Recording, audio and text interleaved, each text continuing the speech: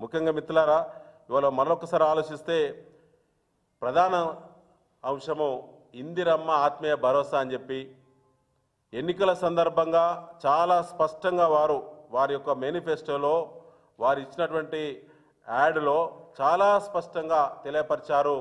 మేము ప్రతి job card ఉన్న ఉపాధి హామీ జాబ్ కార్డు ఉన్నటువంటి ప్రతి రైతు కూలీకి, వ్యవసాయ కూలీకి 12,000 రూపాయలు చెల్లిస్తామని చెప్పి చాలా స్పష్టంగా చెప్పారు.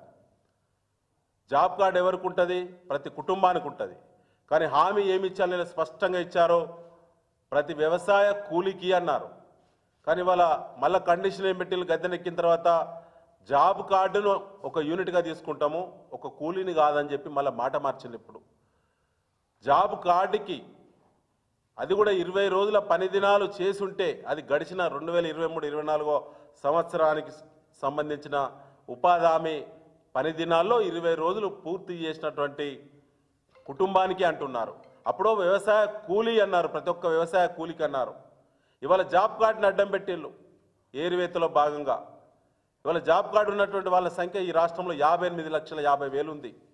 58 లక్షల పైచలకు జాబ్ కార్డు ఉన్నటువంటి వ్యవసాయ ఉపాధి హామీ పనులకు వెళ్ళేటువంటి కూలీలను గుర్తిస్తే కేంద్ర ప్రభుత్వ నిబంధనల ప్రకారంగా ఇప్పుడు వాళ్ళలో భూమి లేని వ్యవసాయ కూలీలకు అన్నారు, భూమి లేని వాళ్ళను గుర్తించారు.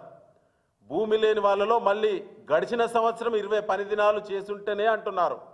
ఎన్నికల ముందు ఎందుకు చెప్పలేదు ఈ కాంగ్రెస్ పార్టీ నాయకులు?